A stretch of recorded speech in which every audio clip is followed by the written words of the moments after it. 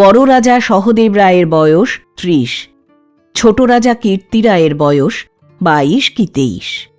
সহদেবের সুন্দর পুরুষোচিত চেহারা, রং উজ্জ্বল শ্যামবর্ণ, দীর্ঘ আয়ত চক্ষু, বাবরি কাটা চুল, একটু স্থূলকায়, তীক্ষ্ণ বুদ্ধি।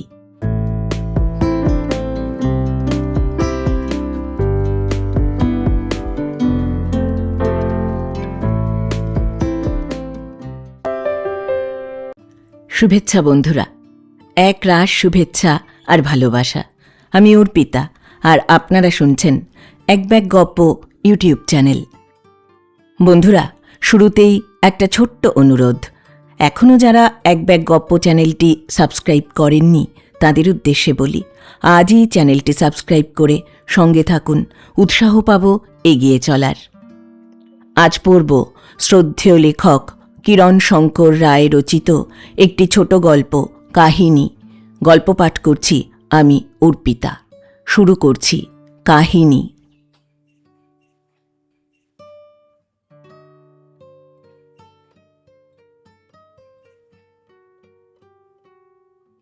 ইছামতি নদীর তীরে, ইছামতি যেখানে পদ্মার সঙ্গে মিশেছে তার প্রায় ৮-৯ মাইল দক্ষিণ পূর্বে মহালক্ষ্মীপুর গ্রাম।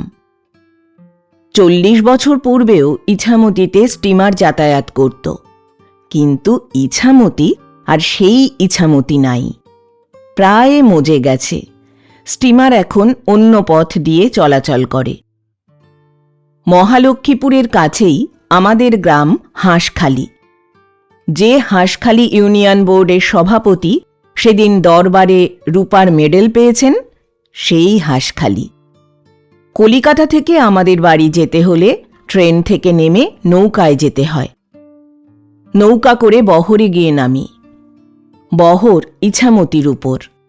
বর্ষাকালে যখন খাল বিল ভেসে যায়, তখন বিলের মধ্যে দিয়ে গেলে শিবরামপুর স্টেশন থেকে বিকেলের মধ্যেই বহর পৌঁছনো যায়। কিন্তু অন্য সময়ে অল্প জলে লগি দিয়ে কচুরিপানা ঠেলে ঠেলে ইছামতির বাঁক ঘুরে ঘুরে বহর পৌঁছতে রাত্রি হয়ে যায়। বহর থেকে ডিস্ট্রিক্ট বোর্ডের রাস্তা ধরে মাইল ৫ গেলে হাঁসখালি। বহর পৌঁছতে রাত্রি বেশি হয়ে গেলে নৌকাতেই শুয়ে থাকি। তারপর শেষ রাত্রে বাড়ির দিকে রওনা হই। আর বেশি রাত্রি না হলে এবং সঙ্গী জুটলে অথবা চাঁদনি রাত্রি থাকলে রাত্রেই নৌকা থেকে নেমে পড়ি। এই বহর থেকে হাঁসখালির মাঝামাঝি পথে মহালক্ষ্মীপুর। অবশ্য মহালক্ষ্মীপুর এখন আর নেই। আছে বহুদূর বিস্তৃত উঁচু নিচু মাটির ঢিবি, ইতস্তত ছড়ানো পুরনো কালের ইট, মজে যাওয়া প্রকাণ্ড প্রকাণ্ড জলাশয়। সেগুলোকে আর দিঘি বলে চেনা যায় না, বিল বলে মনে হয়। আর আছে নিবিড় জঙ্গল, বাঁশবনের মাঝে মাঝে ২-১টা কুঁড়ে ঘর। সব শুদ্ধ বোধহয় ৫-৭ ঘর লোক হবে না। প্রায় ২-৩ মাইল জুড়ে জঙ্গল। আম জাম কাঁঠাল বাঁশবন, বড় বড় অশ্বত্থ গাছ, নিচে বেত বন, একেবারে পুরনো পুকুরগুলির কলমি দাম পর্যন্ত। আর আছে লতা, লতাতে বড় বড় গাছ পর্যন্ত ঢাকা পড়ে গেছে। সেই লতায় হাতি বাঁধা যায়, এমন শক্ত সেই লতা।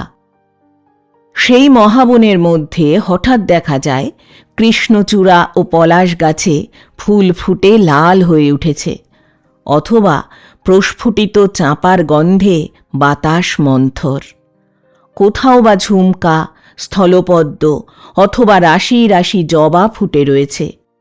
দিঘির জলে দেখা যায় কলমিপানা ও পানিফলের মধ্যে রক্তশাপলা ও সাদা পদ্ম। এ সকল ফুল ও গাছ এই দেশে জন্মে না। বেশ বোঝা যায় যে বহু অতীতকালে এখানে বহু মানুষদের বসতি ছিল। শোনা যায় এই বনের মধ্যে লতাগুল্মে ঢাকা এখনও এক-আধটা থাম বা খিলান দাঁড়িয়ে আছে। আরও প্রবাদ যে এই ভগ্নস্তূপের মধ্যে প্রকাণ্ড প্রকাণ্ড ঘড়ায় প্রাচীনকালের সোনা রূপার অসংখ্য মুদ্রা সঞ্চিত রয়েছে, কিন্তু সেখানে প্রবেশ করে কার সাধ্য? অসংখ্য গোখরা ও শঙ্খচূড় সাপ সেখানে বাসা বেঁধেছে। লোকে মনে করে সেই ধনরত্ন পাহারা দিচ্ছে। সন্ধ্যাবেলায় নানা দিক থেকে আকাশ ছেয়ে হাজার হাজার বাদুড় আসে বড় বড় গাছে আশ্রয় নিতে। মাঝে মাঝে বাগদিরা হৈ হৈ করে প্রকাণ্ড দাঁতাল শুয়োর মারে। শীতকালে চিতাবাঘের উপদ্রব হয়। পূর্বেই বলেছি, বাড়ি যাবার সময় রাত হয়ে গেলে এই জায়গাটা পার হতে লোকে ভয় পায়। কেউ যে কিছু দেখেছে তা নয়, তবু ভয় পায়। কেন ভয় পায় তা পরে বলছি। অন্ধকার হয়ে এলে দূরের হাট থেকে ফেরবার মুখে সাহসী লোকেরাও এই জায়গাটা হনহন করে পার হয়ে যায়। অন্য লোকেরা বনের বাইরে দলের লোকেদের জন্য অপেক্ষা করে থাকে। 200-300 বছর আগে গ্রামের নিচেই ছিল ইছামতি। এখন নদী প্রায় 2 মাইল সরে গেছে। তবু এখনো ঘাটের নাম গজঘাটা, রাজাদের হাতি স্নান করত বলে। তার একটু দূরে দেবীঘাট, যেখানে বিজয়া দশমীতে 50 দাঁড়ের ছিপেতে দেবীকে ওঠানো হতো। তারপরে সতীদহ, তারপরে শ্মশান। নদীর ধারের মাঠটাকে এখনো লোকে ঢালির মাঠ বলে। মহালক্ষ্মীপুরের রঘুরাম রায়, তার পুত্র জনার্দন রায়, তার পুত্র রামলোচন রায় 7ম-8ম শতাব্দীর বিখ্যাত জমিদার ছিলেন। বাংলার ইতিহাসে অবশ্য তাদের নাম পাবে না, কিন্তু সে দোষ তাদের নয়, যারা ইতিহাস লেখে তাদের। তবে একথা নিশ্চিত যে যদি কখনো বাংলার সত্যিকার ইতিহাস লেখা হয়, তখন তাতে মহালক্ষ্মীপুরের রাজাদের নাম থাকবেই থাকবে। আর থাকবে শেষ রাজা সহদেব রায়ের স্ত্রী রানী মহামায়ার নাম, যার প্ররোচনায় মধুগঞ্জের কুঠির হে সাহেবকে হত্যা করা হয়েছিল বলে প্রবাদ। কারণ হে সাহেব নাকি বামুনের মেয়ে জোর করে ধরে নিয়ে গিয়েছিলেন। হে সাহেব সত্যি এই কাজ করেছিলেন কিনা তাও বলা কঠিন, কারণ সেকালে এত সাক্ষী সাবুদ আইন কানুন ছিল না। লোকের মনে যা সন্দেহ হতো তাই সত্যি বলে বিশ্বাস করত। কান্তাবতীর পূব পাড় থেকে ধবলেশ্বরীর পশ্চিম পাড় পর্যন্ত সমস্ত পরগনাগুলি মহালক্ষ্মীপুরের রাজাদের ছিল। রাজাই তো বটে, সুদূর গৌড়ে বা মুর্শিদাবাদে যে বাদশাহ বা নবাব সুবেদার থাকতেন তাকে কেউ বড় জানত না। দেশের জমিদারকেই লোকে রাজা বলে জানত। তারা সত্য সত্যই রাজত্ব করতেন, লোকের জীবন মরণের মালিক ছিলেন। সৈন্য সামন্ত, নৌবহর, হাতি ঘোড়া ছিল, লাঠি সরকি ছিল, বন্দুক ছিল, এমনকি 2-4টে কামানও ছিল। মহালক্ষ্মীপুরের রাজবংশের মতো অত্যাচারী দুর্ধর্ষ জমিদার বংশ ওই অঞ্চলে ছিল না বললেই হয়। হাতি দিয়ে ঘর ভেঙে, মানুষ খুন করে, গ্রামকে গ্রাম জ্বালিয়ে কত লোকের কত সর্বনাশ যে তারা করেছে তার ঠিকানা নাই। পাশাপাশি জমিদারদের সঙ্গে ছোটখাটো যুদ্ধ তো লেগেই থাকত। মুর্শিদ কুলি খাঁর সময় কিছুদিন চুপচাপ থাকতে হয়েছিল, তারপর আবার যে কে সেই। ইছামতি যেখানে পদ্মার সঙ্গে মিশেছে, নৌকার সেই জায়গাটা পার হতে রাজাদের নজর না দিয়ে যেতে সাহস পেত এমন বুকের পাটা কারও ছিল না। এমনকি ঢাকা থেকে যখন মুর্শিদাবাদে নবাবী খাজনা চালান যেত, তখন নবাবী নৌকাকেও নজর দিয়ে ছাড়পত্র নিয়ে ইছামতির মোহানা পার হতে হতো। তবে সেসব 200-300 বছর আগেকার কথা, কোম্পানির আমল আরম্ভ হবারও পূর্বে। তারপর 1 যুগ চলে গিয়েছে। বাংলার সেই অর্ধস্বাধীন দুর্ধর্ষ জমিদারেরা লোপ পেয়েছে। ভালোই হয়েছে, লোকে সুখে শান্তিতে বাস করতে পারছে। সকলেরই জন্যে এক আইন, রাজাই হও বা প্রজাই হও, কেউ কারো উপর অত্যাচার করতে পারবে না। থানা আছে, ইউনিয়ন বোর্ড আছে। আজ কোথায় সেই জনার্দন রায়, যিনি কেদার রায়কে সাহায্য করতে গিয়ে মোগলদের হাতে প্রাণ হারান? কোথায় সেই রামলোচন রায়, যিনি একদিন কূট যুদ্ধে মগ দস্যুদের পদ্মা থেকে ইছামতি নদীতে ভুলিয়ে এনে কালবৈশাখীর প্রচণ্ড ঝড়ে বাজ পাখির মতো তাদের অতর্কিত আক্রমণ করে তাদের নৌকা বিধ্বস্ত করে ইছামতির অতল জলে ডুবিয়ে দিয়েছিলেন? মাত্র একটি মগী নৌকা কোনো রকমে সেই সর্বনাশ থেকে বাঁচতে সমর্থ হয়েছিল। যাই হোক, তারা যে নাই সেজন্য দুঃখ নাই। এখন যুদ্ধবিগ্রহ নাই, দেশে পূর্ণ শান্তি, দেশে দস্যুভীতি নাই। অতএব দস্যু নিবারণের জন্য সর্বদা লাঠি সরকি নিয়ে প্রস্তুত থাকবার প্রয়োজন নাই। প্রজা দোহাই না মানলে, এমনকি বিদ্রোহী হলেও, এখন যারা দেশের জমিদার, স্বয়ং গভর্নমেন্ট যাদের উপাধি দিয়েছেন, তারাও হাতি দিয়ে ঘর ভেঙে দেন না, লোককে পিঠ মোড়া করে দেউড়িতে কয়েদ রাখেন না, অথবা গুনে গুনে 50 জুতাও মারেন না। তারা সঙ্গত ধারা অনুসারে সদরে নালিশ করেন। বস্তুত 3 বছর পরে ইউনিয়ন বোর্ডের ইলেকশন ছাড়া আমাদের দেশে সেরকম কোনো উত্তেজনার কারণই ঘটে না। কান্তাবতী নদী কবে শুকিয়ে গিয়েছে, কোথাও সুজলা সুফলা শস্যক্ষেত্র, কোথাও বা বিল হয়ে গিয়েছে। রেনেলের ম্যাপে ভিন্ন অন্য কোথাও তার চিহ্ন মাত্র নাই। ইছামতি আছে, কিন্তু ইছামতির সেই জলরাশি আর নাই। আজ তার ক্ষীণ ধারা পানা ও শ্যাওলায় মন্দগতি। মধুগঞ্জে হে সাহেবের সেই কুঠি কোন কালে নদীতে ভেঙে গিয়েছে। যেখানে কুঠির বাগান ছিল, সেখানে কেবল গোটা 2-3 ঝাউ গাছ অবশিষ্ট আছে, আর তার নিচে লোহার পাতের তৈরি প্রকাণ্ড একটা হৌস আছে। সেটা দিয়ে যে কি হতো তা কেউ জানে না। কোম্পানির রাজত্ব আরম্ভ হবার সময় মহালক্ষ্মীপুরের রাজারা 2 ভাই ছিলেন। বড় রাজা সহদেব রায়ের বয়স 30, ছোট রাজা কীর্তি রায়ের বয়স 22 কি 23। সহদেবের সুন্দর পুরুষোচিত চেহারা, রং উজ্জ্বল শ্যামবর্ণ, দীর্ঘ আয়ত চক্ষু, বাবরি কাটা চুল, একটু স্থূলকায়, তীক্ষ্ণ বুদ্ধি, বীর্য অপেক্ষা কৌশলের জন্য প্রসিদ্ধ। পূর্বপুরুষ যেখানে গায়ের জোরে রাজ্য বিস্তার করতেন, সহদেব সেখানে নবাব সরকারে ফৌজদারের নিকট দরবার করে কার্যসিদ্ধি করতেন। তখন পূজার সময়, দেবী পক্ষ, বোধন হয়ে গেছে। 500 ঢাক ঢোল সানাই কাঁসর বাজিয়ে বিপুল 10 ভুজা প্রতিমা খাটে উঠানো হয়েছে। দেবীর মাথায় রত্নখচিত বৃহৎ সোনার মুকুট ঝলমল করছে, তাঁর সর্বাঙ্গে সোনা জহরতের অলঙ্কার। 12 দুয়ারি সিংহদ্বারের 3 তলায় নহবতখানায় প্রহরে প্রহরে নহবত বাজছে।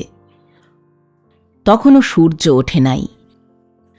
শ্বেত পাথরের বাঁধানো চাতালে কালো কোষ্টি পাথরের জলচৌকির উপর বসে সহদেব মুখ হাত ধুয়ে সকালবেলাকার আহ্নিকের জন্য প্রস্তুত হচ্ছেন। হরিহর পাঠক এসে কেঁদে পড়লেন। পাগলের মতো চেহারা, পরনের কাপড় ছিন্ন ভিন্ন, গায়ে ধুলা ও রক্তের চিহ্ন। ব্রাহ্মণ উন্মাদের মতো সারা রাত কোথায় কোথায় ঘুরেছেন তার ঠিকানা নাই। ব্যাপারেই হরিহর পাঠকের বিধবা কন্যা কাল রানীদিঘিতে জল আনতে গিয়েছিল। রানীদিঘি গ্রামের সীমানার একটু বাইরে, জায়গাটাও নির্জন। তাতে গ্রামের সমস্ত লোক প্রতিমা দর্শনের জন্যে রাজবাড়িতে চলে যাওয়ায় পথে ঘাটে এক্কেবারে লোক ছিল না। মেয়েটি আর বাড়ি ফেরে নাই। যেরূপ শোনা গেল, ডাকাতে নিয়ে যাওয়ারই সম্ভাবনা। ব্রাহ্মণ অসংলগ্ন ও উত্তেজিতভাবে যা বললেন সহদেব সবই শুনলেন। তারপর অনেকক্ষণ নীরবে বসে রইলেন। শেষে ভৃত্যকে বললেন, আহ্নিকের আয়োজন কর। হরিহর লাল দুটি চক্ষু সহদেবের মুখের ওপর রেখে বললেন, সহদেব, তাহলে তুমি কিছু করবে না? সহদেব বললেন, ঠাকুর, কি করব ভেবে দেখি। হরিহর চিৎকার করে বললেন, ভেবে দেখবে? তোমার বাপ ঠাকুরদা হলে ভেবে দেখত না, এক মুহূর্তে বুঝতে পারত তুমি নিতান্ত অপদার্থ, তাই ব্রাহ্মণের অপমান শুনেও চুপ করে বসে আছো। সহদেব বললেন, ঠাকুর, ওই মেয়েকে তো আপনি আর ঘরে নেবেন না, তাহলে? হরিহর গর্জে উঠলেন, বললেন, তুমি দেশের রাজা, তুমি তাকে উদ্ধার করে দাও, তারপর আমি তাকে গঙ্গায় ডুবিয়ে দেব, কিন্তু তোমার কর্তব্য তুমি করো। হরিহরের মেয়ের কথাটা রাত্রেই সহদেবের কানে গিয়েছিল। তিনি ব্যাপারটা কত আন্দাজও করেছিলেন। সমস্ত দিক বিবেচনা না করে কথা বলা তার অভ্যাস ছিল না, কাজেই তিনি চুপ করে রইলেন। হরিহর ঝড়ের মতন অন্দরের দিকে চলে গেলেন। রানী মহামায়া তখন সদ্য স্নান শেষ করে ভোগ সাজাতে বসবেন। এমন সময় বিশৃঙ্খল চুল, রক্তচক্ষু উন্মাদের মতো হরিহর গিয়ে সামনে দাঁড়ালেন। মহামায়া গলায় আঁচল দিয়ে প্রণাম করতে উদ্যত হতেই হরিহর বললেন, মা, আমাকে প্রণাম করো না, আমি অশুচি। মহামায়া সংক্ষেপে সকল কথা শুনে জিজ্ঞাসা করলেন, কর্তা? হরিহর বললেন, তাকে বলে লাভ নেই, আমি তোমার কাছে বিচার চাই। সে রাজা, তুমি রানী নও, স্ত্রীলোকের ধর্ম তুমি রাখবে না। মহামায়া স্বামীকে জানতেন বহু পরামর্শ আলোচনা না করে তিনি নড়বেন না, তাই সংক্ষেপে দাসীকে আদেশ দিলেন, দেওয়ানজিকে ডাকতে পাঠাও আর কর্তাকে খবর দাও, আমি কথা বলতে চাই। ষষ্ঠী পূজার সন্ধ্যাবেলা চরের মুখে খবর পাওয়া গেল, কুমোরপাড়ার লোকেরা একখানা ডুলি কুঠির দিকে যেতে দেখেছে। ডুলির সঙ্গে কুঠির পাইক। ডুলি থেকে কান্নার শব্দ পাওয়া যাচ্ছিল। কথাটা সম্ভবও মনে হল, কারণ সাধারণ ডাকাতের এত সাহস বা সাধ্য ছিল না যে মহালক্ষ্মীপুর থেকে মেয়ে চুরি করে নিয়ে যায়। দেওয়ান হরগোবিন্দের ইচ্ছা ছিল না যে এই ব্যাপার নিয়ে বেশি কিছু করা হয়, বিশেষত ইংরেজ কুঠিয়ালের সঙ্গে বিবাদ। স্বর্গীয় কর্তাদের আমলের কথা স্বতন্ত্র, সে সময় এত কড়াকড়ি ছিল না। 10 বছর হয়নি পলাশির মাঠে লড়াই জিতে ওরা এক নবাবকে সরিয়ে মুর্শিদাবাদের সিংহাসনে অন্য নবাব বসিয়েছে। কুঠিতে কুঠিতে দেশ ছেয়ে ফেলেছে। বন্দরে বন্দরে নৌকার মাছ তুলে ইংরেজের নিশান। সেই সকল নৌকার নজর আদায় করা দূরে থাক, খাজনাই আদায় করা যায় না। এই সেদিন ফিরিঙ্গিরা ভুবনডাঙ্গার ঘোষালবাবুদের ধরে নিয়ে গিয়েছিল। অপরাধ, তাঁরা চিরপ্রথামত কুঠি বসাতে দেওয়ার পূর্বে নজর দাবি করেছিলেন। মুর্শিদাবাদে মহালক্ষ্মীপুরের যে উকিল ছিলেন, তিনিও ইংরেজদের সম্বন্ধে এবং দেশের অবস্থার বিষয়ে যা লিখেছিলেন, তাতে ইংরেজদের সঙ্গে বিবাদ করা মানে নিজেদের সর্বনাশ ডেকে আনা। এই বিষয়ে রাজা সহদেব বা দেওয়ান হরগোবিন্দের কারোর মনে কিছুমাত্র সন্দেহ ছিল না। কিন্তু মহামায়া পাথরের মতন কঠিন হয়ে রইলেন। অন্ন জল ত্যাগ করে শয্যা গ্রহণ করলেন। স্বামীর সঙ্গে বাক্যালাপ বন্ধ হয়ে গেল। প্রজা রক্ষা করতে না পারলে রাজত্ব করার অর্থ তিনি কিছুতেই বুঝতে পারলেন না। দেওয়ান হরগোবিন্দ নিরুপায় হয়ে টাকে হাত বুলোতে লাগলেন। ছোট রাজা কীর্তি রায় দাদার চেয়ে মাথায় বড়, ধপধপে গৌরবর্ণ, ছিপছিপে বলিষ্ঠ চেহারা। পার্সি ও সহবত শিখতে মুর্শিদাবাদ গিয়েছিলেন। শিক্ষা যথাসম্ভব সমাপ্ত হয়ে গেলেও বাড়িতে ফেরবার নাম করেন না। অনেক কষ্টে সেখান থেকে তাকে ফিরিয়ে আনা হয়েছিল। অত বয়স হয়েছে, অথচ বিবাহ করেননি। এদিকে বড় ভাইও অপুত্রক। কীর্তি রায় সিরাজউদ্দৌলার অনুগৃহীত অনুচরদের মধ্যে একজন ছিলেন বলে শোনা যায়। সমস্ত দিন নানা রকমের অসংখ্য পায়রা ও ঘুড়ি ওড়ান, অথবা বনে জঙ্গলে নদীতে শিকার করে ফেরেন, আর রাত্রে সেতার বাজান। মুর্শিদাবাদ থেকে একজন মুসলমান ওস্তাদ এনেছেন, তার কাছে গান শেখেন। রাজধানীতে দীর্ঘকাল থাকার দরুন আচার ব্যবহার অনেকটা মুসলমানি ধরনের। ব্রাহ্মণের ছেলে, অথচ পুজো আচ্চা করেন না, বিষয়কর্মেও মন নাই। বড় ভাই সহদেব থেকে আরম্ভ করে সকলেই তার আশা প্রায় ছেড়েই দিয়েছেন। সহদেব কাশী চলে যাওয়ার ভয় দেখিয়েও বিষয়কর্মে তাকে মন দেওয়াতে পারেননি। ইছামতির ঘাটে প্রকাণ্ড 2-3খানা বজরা বাঁধা, ইয়ার বকশি নিয়ে তিনি সেখানে বাসা নিয়েছেন। বজরার ছাদে নিবিষ্ট মনে দাবা খেলছেন। এমন সময় পাইক এসে খবর দিল, রানীমা ডাকছেন। হরিহরের মেয়ের কথাটা তার কানে গেল। দেওয়ান হরগোবিন্দের পরামর্শে দাদা সেই বিষয়ে প্রতিকার করছেন না, এই কথাটাও শুনলেন। ফিরিঙ্গিকে সিরাজউদ্দৌলার সামনে কুর্নিশ করতে দেখেছেন, তাই পলাশির মাঠের ব্যাপারটাকে তিনি চূড়ান্ত মীমাংসা বলে মেনে নিতে পারেননি। সকল কথা শুনে তিনি আগুন হয়ে উঠলেন। বউ ঠাকুরানীর সহায়তা সত্ত্বেও মন্ত্রণা সভায় দাদা ও দেওয়ানের সঙ্গে পেরে উঠলেন না। দাদাকে কিছু বলতে পারলেন না, কিন্তু ইচ্ছা হল হরগোবিন্দের মুণ্ডটা চূর্ণ করে দেন। বিষয়টা কিন্তু চাপা পড়বার উপক্রম হল। পূজার উৎসব, কোলাহল, গান বাজনা, ভোজ, সারা দিন রাত্রি ধুমধাম সমানে চলল। তবু যাদের চোখ কান আছে তাদের মনে হল যে নির্মল আকাশের কোনো প্রান্তে যেন বিদ্যুৎ ঝিলিক দিচ্ছে। আকাশে কোথাও এক টুকরা মেঘ নাই, অথচ কোথা থেকে যেন মেঘের আওয়াজ পাওয়া যাচ্ছে। সপ্তমীর দিন 50টি ছাগ, মেষ ও 2টো মহিষ বলি হবার কথা। পূর্বকালে জনার্দন রায় লাল চেলি পরে নিজের হাতে বলি দিতেন, কিন্তু তার সেই প্রকাণ্ড খাঁড়া তুলতে পারে এমন বলিষ্ঠ পুরুষ আর কেউ ছিল না। তবু যিনি বলি দিতেন, বহুকাল হল তিনি বলি দিচ্ছেন। অবলীলাক্রমে ছাগ মহিষ মুণ্ড স্কন্ধচ্যুত হয়ে দেবীর পূজায় উৎসৃষ্ট হয়েছে, কিন্তু সপ্তমীর দিন কি যে হল বোঝাই গেল না। মহিষ বেঁধে গেল। রক্তাক্ত মহিষ হাড়ি কাঠ উঠিয়ে দড়ি দড়া ছিঁড়ে উঠানে পাগলের মতো ইতস্তত ছুটতে লাগল।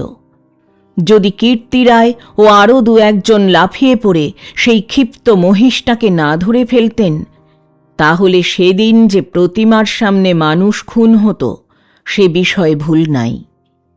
সমস্ত লোক হায় হায় করতে লাগল এবং সদর দরজা দিয়ে হুড়মুড় করে পালাতে লাগল।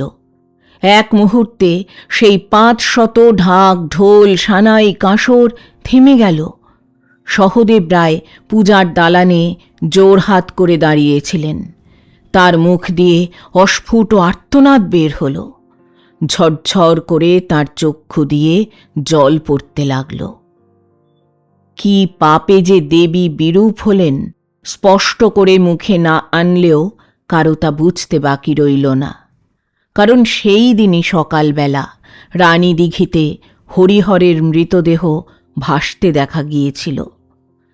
যা হোক, উন্মত্ত ব্রাহ্মণের ভাঙা গলার চিৎকার আর সহ্য করা যাচ্ছিল না। সমস্ত পুনরায় সূচি করে নূতন করে সংকল্প করে পূজা হল। এবার বলিও নির্বিঘ্নে সম্পন্ন হয়ে গেল। সেই দিন রাজপ্রাসাদের নিভৃত প্রকোষ্ঠে সন্ধ্যাবেলা সহদেব রায়, কীর্তি রায় ও সর্দার মেহের খাঁ মিলে দরজা বন্ধ করে কি পরামর্শ হল কেউ জানতে পারলে না। তবে অনেক রাত্রি অবধি সেই ঘরে আলো জ্বলেছিল এবং রাজাদের 2 ভাইয়ের 1 ভাইও আরতির সময় ঠাকুর দালানে উপস্থিত হননি। এটা সকলেই লক্ষ্য করেছিল। বৃদ্ধ হরগোবিন্দ মন্ত্রণার সময় উপস্থিত ছিলেন, কিন্তু তিনি বিশেষ কোনো কথা বলেননি। বড় রাজাও বিষণ্ণ এবং চুপচাপ ছিলেন। কীর্তিরায়ের মুখে একটা চাপা উত্তেজনা ও স্ফূর্তি লক্ষ্য করা যাচ্ছিল। আর একটা জিনিস সকলেই লক্ষ্য করেছিলেন, যে রানী মহামায়া সেই রাত্রে প্রথম দেবীর প্রসাদ পেলেন। মেহের আলী খাঁ রাজাদের সেলাম করে বিদায় নিল। মেহেরের বয়স তখন 60 পার হয়ে গেছে। মাথার বাবরি, গোঁফ, দাড়ি পেকে একেবারে সাদা হয়ে গেছে এবং দাঁতগুলো সমস্ত পড়ে গেছে, কিন্তু পেশিগুলি এখনো যেন ইস্পাতের তৈরি। বেটেখাটো লোকটি। সে নিজের হাতে অনেক খুন করেছে। রণপার সাহায্যে ঘণ্টায় 10 মাইল দৌড়েছে। নিজের হাতে বিকট উল্লাসে চালের পর চালে আগুন ধরিয়েছে। নিশীথ রাত্রে তলোয়ার দাঁতে চেপে নিঃশব্দে সাঁতার দিয়ে শত্রুর নৌকার কাছি কেটে তাদের নৌকায় লাফিয়ে উঠেছে।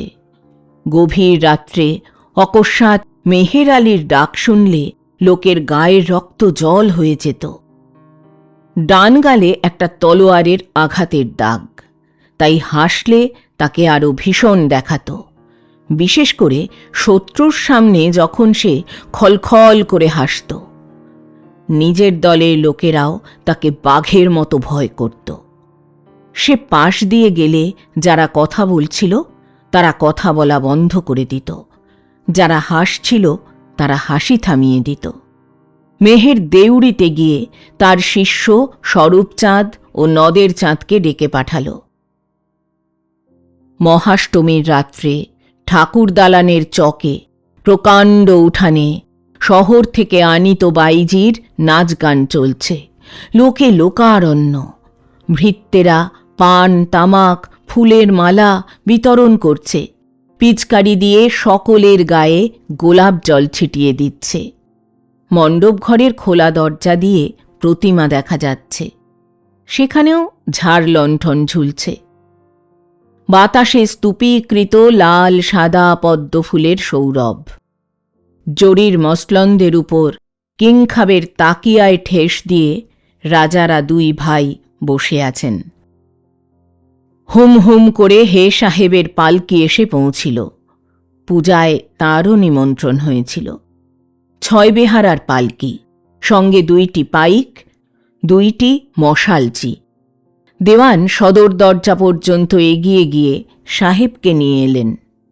রাজাদের পালকি ভিন্ন অন্য কোনো পালকির সেই দরজা অতিক্রম করার হুকুম ছিল না। সহদেব উঠে অভ্যর্থনা করে সাহেবকে বসালেন। কীর্তিরায় বসেই রইলেন এবং পারিষদবর্গের সঙ্গে গল্প করতে লাগলেন, যেন সাহেবকে তিনি দেখেন নাই। খাস ভৃত্য ফুলের মালা জড়ানো সুদীর্ঘ আলবোলায় সুগন্ধি তামাক দিয়ে গেল। হে সাহেব সোনার পানদান হতে পান নিলেন।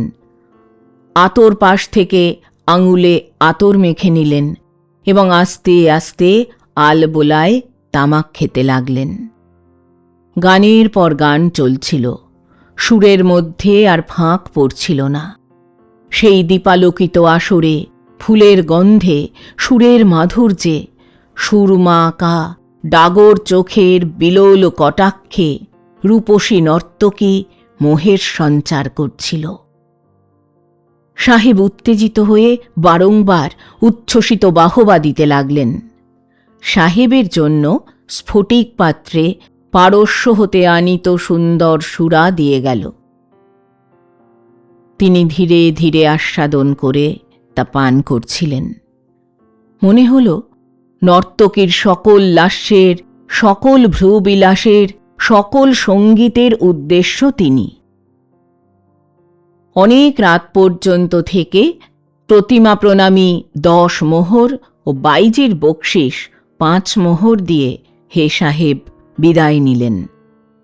যাবার সময় জানিয়ে গেলেন যে রাজবাড়ির পালা শেষ হলে তিনি কুঠিতে বাইজির নাচের বায়না দেবেন।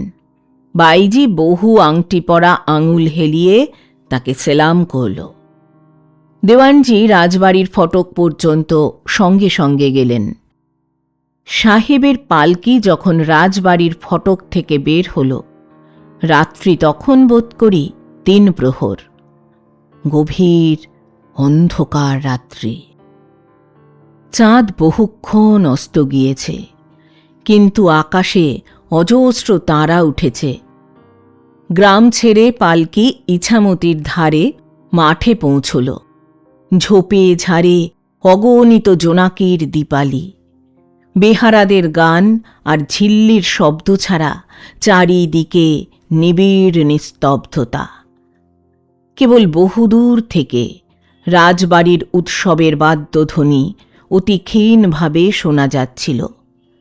একদিকে ধুধু মাঠ, অন্যদিকে অন্ধকার ইছামতি। সাপের গায়ের মতো চকচক করছে তার জল। মশালচিরা মশাল জ্বালায় নাই, কারণ আলো চোখে লাগলে বেহারারা পথ দেখতে পায় না।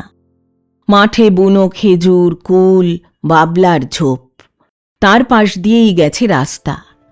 পালকি যেমনি সেই ঝোপের পাশে পৌঁছিল, একটা বাঁশের ছোট লাঠি বনবন শব্দে ছুটে এসে প্রচণ্ড জোরে সামনের বেহারার মাথায় পড়ল। অমনি পালকি শুদ্ধ বেহারারা উপুর হয়ে পড়ল। তারপর অন্ধকারে কারা কালো বাঘের মতো পালকি আক্রমণ করল। ডাকাতের ডাক নাই, অতি নিঃশব্দে তারা তাদের কাজ হাসিল করল। আক্রান্ত হয়ে বেহারারা, সাহেব বা কুঠির পাইক একটি শব্দও করবার সময় পেলে না। তারপর লাশ টুকরো টুকরো করে পাথর বেঁধে ইছামতিতে ফেলে দিয়ে পালকি ভেঙে কাঠগুলো নিয়ে ডাকাতেরা ছিপে উঠল। ছিপ অন্ধকারের মধ্যে দ্রুত মিলিয়ে গেল। সমস্ত ব্যাপারটা ঘটতে বেশি সময় লাগল না। সেই অন্ধকার আকাশের নিচে, দূর বিস্তৃত মাঠে, ইতস্তত ঝোপে ঝাড়ে পূর্ববৎ জোনাকি জ্বলতে লাগল, ঝিল্লি ঝিঁঝি করতে লাগল। নির্জন রাত্রে সেই নিঃশব্দ মনুষ্য হত্যার কোনো সাক্ষী বা চিহ্ন রইল না। সারা রাত্রির গুমোটের পর শেষ রাত্রে বাতাস জেগেছিল। সেই বাতাস তাড়িত ইছামতির ঢেউ তীরে লেগে শব্দ হচ্ছিল, ছলাৎ ছলাৎ ছলাৎ ছলাৎ।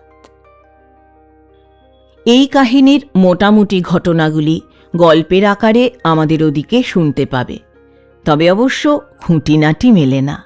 এক একজন এক এক রকম বলেন। কেউ বলেন হে সাহেবের সঙ্গের লোকজন একজনও পালাতে পারেনি। একজন বেহারা খানিকটা দূর পর্যন্ত দৌড়ে গিয়েছিল, কিন্তু সেই মুহূর্তে একটা সরকি এসে তাকে এফোর ওফোর করে মাটির সঙ্গে গেঁথে ফেলে, এবং সেই সঙ্গে কে যেন খলখল করে হেসে ওঠে।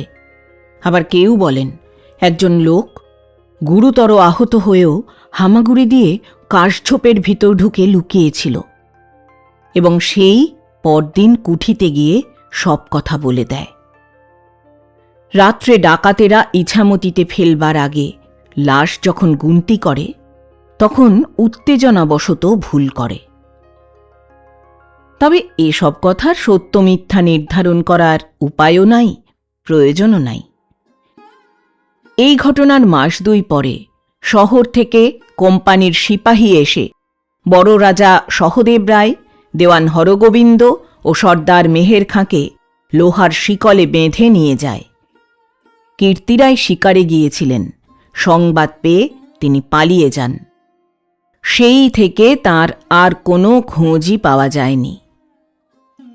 কেউ বলে তিনি উত্তর পশ্চিমে চলে গেছেন, কেউ বলে সন্ন্যাস গ্রহণ করেছেন। সহদেব রায় অল্পদিন কারাবাসের পর কারাগারেই মৃত্যুমুখে পতিত হন। হরিহর পাঠকের মেয়ে সংক্রান্ত ঘটনার পর থেকে তিনি আর কখনো পূর্বের মতো হন নাই। সর্দার মেহের আলীর ফাঁসি হয় সেই খুনে মাঠে। তার কারণ তখনকার কালে নিয়ম ছিল যে অপরাধী যেখানে অপরাধ করবে সেইখানে নিয়ে গিয়ে তাকে শাস্তি দেওয়া হবে। সেই থেকে সেই মাঠটাকে লোকে ফাঁসির মাঠ বলে। দীর্ঘ 4 বৎসর পর বৃদ্ধ হরগোবিন্দ ভগ্ন দেহে ভগ্ন মনে একদিন মহালক্ষ্মীপুরে ফিরে এলেন। যখনই কোনো সন্ন্যাসীর দল গ্রামে বা আশেপাশে আসত, হরগোবিন্দ জীর্ণ কম্পিত দেহে লাঠি ভর করে গিয়ে তাঁর ছানি পড়া চোখের একাগ্র দৃষ্টিতে সন্ন্যাসীদের নিরীক্ষণ করতেন। কখনো বা তাদের 2-1টা প্রশ্নও করতেন। তিনি রানী মহামায়াকে পোষ্যপুত্র গ্রহণের জন্য অনেক অনুনয় করেছিলেন। উত্তরে মহামায়া নাকি বলেছিলেন, বাঘের বংশের উপযুক্ত বাঘের বাচ্চা কোথায় পাব? মহালক্ষ্মীপুরের আদি রাজবংশের শেষ হয় এই রূপে। সেই প্রকাণ্ড রাজপুরীতে একা রইলেন রানী মহামায়া। তিনি নাকি তারপর অনেক দিন বেঁচেছিলেন। তারপর রাজাদের ভাগিনেয় বংশের শ্রীনাথ ভাদুরী সদরে কোম্পানি বাহাদুরকে সেলামি দিয়ে জমিদারির মালিক হন। কিন্তু মহামায়া যতদিন বেঁচেছিলেন প্রাসাদে প্রবেশ করতেও সাহস পেতেন না। একবার তার পূজার জন্যে তার খাস ভৃত্য রানীর আদেশ অমান্য করে অন্দরের বাগান থেকে ফুল তুলেছিল। তার ফলে প্রভু ও ভৃত্যকে রাতারাতি ইছামতির অপর পারে পালিয়ে প্রাণ রক্ষা করতে হয়েছিল। তারপর অনেক করে ক্ষমা চেয়ে তবে তিনি মহালক্ষ্মীপুরে ফিরে আসবার অনুমতি পান। কিন্তু শ্রীনাথ ভাদুরীর বংশেও জমিদারি রইল না। রাজস্ব যথাসময়ে না দেওয়াতে সম্পত্তি নম্বরে নম্বরে নিলামে উঠতে লাগল। রাজার জমিদারি কিনলে দখল পাওয়া যাবে না, এই ভয়ে প্রথম প্রথম কেউ কিনতে চায় নাই। তারপর হাঁসখালির বাবুরা সেই জমিদারির অনেক অংশ কিনে নেন। হাঁসখালির বাবুরাই এখন ওই অঞ্চলের জমিদার। বাবুরা কলিকাতায় থাকেন। পুণ্যাহের সময় আর নিকেশের সময় বাড়ি যান এবং জল হাওয়া ভালো থাকলে পূজার সময়ও যান। সম্প্রতি রাসবিহারী বাবু রায় বাহাদুর উপাধি পেয়েছেন। তার বড় ছেলে সুবোধবাবু জমিদারি দেখেন। তিনি ইতিহাসে MA এবং BL, চোখে চশমা, ভারী ধীর স্থির শান্ত মানুষ। 12 মাসই অম্বলে ভোগেন এবং ঠান্ডার ভয়ে গরম জলে স্নান করেন। বাজেট না করে খরচপত্র করেন না। তার আদেশে এস্টেটে কোনো বেআইনি কাজ হতে পারে না। জামিন ছাড়া কর্মচারী নিযুক্ত করেন না। চেক ছাড়া প্রজার কাছ থেকে 1টি পয়সাও নেন না। বলা বাহুল্য লাঠিয়াল রাখেন না। আসলেই সকলের প্রতি ভারী ভদ্র ব্যবহার করেন। সেকাল আর নাই। স্ত্রী পুত্র ধন সম্পত্তি নিয়ে বাস করতে কোনো প্রকার আশঙ্কা নাই। ছাতা মাথায় দিয়ে ফটক পার হতে কোনো বিপদও নাই। পালকি করে বাবুদের বাড়ির উপর দিয়ে চলে যাও না কেন, কেউ কিচ্ছু বলবে না। হাঁসখালিরও অনেক উন্নতি হয়েছে। মহালক্ষ্মীপুর ধ্বংস হয়ে যাবার পর বেশিরভাগ ভদ্রলোকই হাঁসখালিতে উঠে যান। ভদ্রলোকের সুখ স্বচ্ছন্দ বাসের জন্য যা যা দরকার গ্রামে সবই আছে। ইউনিয়ন বোর্ড, মাইনর স্কুল, ডাকঘর, হাট বাজার, তাতে নিত্যকার জিনিসপত্র ছাড়া অসুখ বিসুখ হলে বার্লি ও বেদানাও পাওয়া যায়। এসব আছে। তদ্ভিন্ন ফুটবল ক্লাব আছে, থিয়েটার পার্টি আছে, একটা দাতব্য চিকিৎসালয় আছে। তাতে দিনে 7-8 জন রোগী বিনা পয়সায় ম্যালেরিয়া ও কালাজ্বরের ওষুধ পেয়ে থাকে। গ্রামে একটা হিত সাধনী সভা আছে। তার উৎসাহী সভ্যেরা বছরে একবার করে নিজের হাতে জঙ্গল কাটেন এবং পানীয় জল ফুটিয়ে খাবার জন্য উপদেশ দিয়ে হ্যান্ডবিল বিলি করেন। গ্রামে বাবুদের বাড়ি ছাড়া আরও 2-3টে পাকা বাড়ি আছে। অধিকাংশ ভদ্রলোকের বাড়ি টিনের। গ্রামে ঝগড়াঝাটি যে নেই তা নয়, তবে তাই বলে লোকে খুন খারাপিও করে না, ঘরে আগুনও দেয় না। বেশি কিছু হলে ইউনিয়ন বোর্ড আছে, নালিশ করে, তাতে খরচও সামান্য। কলিকাতায় আহিরিটোলায় বাবুদের মস্ত চক মিলানো বাড়ি, লোকে সেই বাড়িকেও রাজবাড়ি বলে। তারও দেউড়িতে সেকালে ঢাল তলোয়ার ঝুলানো আছে, এমনকি দোতলায় উঠবার সিঁড়ির ধারে কাচের আলমারিতে ইস্পাতের 2-3টা বর্মচর্মও দেখতে পাবে। কিন্তু তাতে যদি মনে করো যে বাবুদের পূর্বপুরুষ পানিপথে বা পলাশিতে যুদ্ধ করেছিলেন, তো বিষম ভুল করবে। এরা বংশানুক্রমে নির্বিরোধী ভালো মানুষ। এই বংশগৌরবের যিনি প্রতিষ্ঠাতা, তিনি বাণিজ্যবীর ছিলেন। পাট, ধান ও তিসির চালানি ব্যবসা করতেন এবং তা থেকেই এই বংশের অর্থ ও উন্নতি। হঠাৎ নিলামে সস্তা পেয়ে ঢাল তলোয়ারগুলো কিনেছিলেন ঘর সাজাবার জন্যে। এই বংশের আদি পুরুষ পুলিন বিহারী যে একটা পুরুষ সিংহ ছিলেন, সে কথা তার মৃত্যুর সময় সব সংবাদপত্রই এক বাক্যে ঘোষণা করেছিল। অতীতকালের জন্য দুঃখ করি না। কীর্তি রায়ের মতো জমিদারের এলাকায় বাস করা খুব সুখের হতো বলি না। এই বর্তমান উন্নতির যুগে অত্যাচারী, নৃশংস মধ্যযুগের জমিদারতন্ত্রের যে প্রশংসা করতে চাই না, তাও বোধহয় কাকেও বোঝাতে হবে না। মেহের আলী খাঁর মতো লোক যে আজকাল নেই, সে আমাদের মতো ভীরু লোকের পক্ষে ভালোই। তবু মহালক্ষ্মীপুরের গভীর জঙ্গলের মধ্য দিয়ে যখন যাই, তখন ওই প্রচ্ছন্ন চাঁপার গন্ধ, ঝুমকা জবার বিচিত্র বর্ণ, মজা জলাশয়ের একমাত্র প্রস্ফুটিত রক্তশাপলা আমার মনকে একেবারে উদাস করে দেয়। এ স্বীকার না করে উপায় নাই।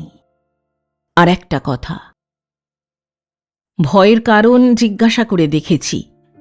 লোকেরা বলে, ওই জনহীন রাস্তায় রাত্রে যদি কখনো যাও, তবে চোখে কিছু দেখতে পাবে না বটে, কিন্তু শুনবে, হয় শুনবে দূরে কে যেন ভাঙা গলায় অস্বাভাবিক বুক ফাটা কান্না কাঁদছে, আর না হয় শুনবে অন্ধকারের মধ্য থেকে কে যেন হঠাৎ একেবারে কানের পাশে খলখল করে হেসে উঠছে।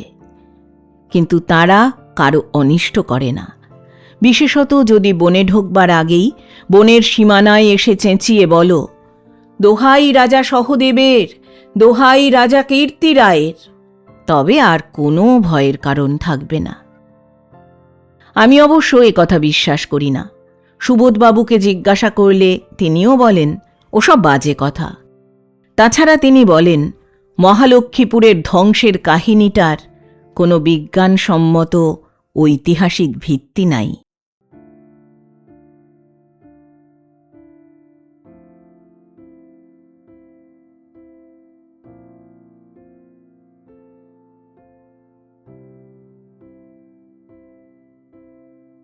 এতক্ষণ শুনলেন শ্রদ্ধেয় লেখক কিরণ শঙ্কর রায় রচিত একটি ছোট গল্প, কাহিনী। গল্প পাঠ করলাম আমি অর্পিতা। শব্দ নির্মাণ করেছেন সাহিত্য সমাহার চ্যানেলের আকাশ। প্রচ্ছদ এঁকেছেন মোনালিসা। উপস্থাপনায় এক ব্যাগ গপ্প ইউটিউব চ্যানেল। বন্ধুরা, আবার আসবো আগামী সপ্তাহে আবার কোনো ভালো লাগা গল্প নিয়ে। আজ তাহলে বিদায় নিচ্ছি। সবাই ভালো থাকবেন, সুস্থ থাকবেন। আর হ্যাঁ, গল্প পাঠ ভালো লাগলে চ্যানেলটি লাইক, কমেন্ট, শেয়ার এবং সাবস্ক্রাইব করে পাশে থাকবেন।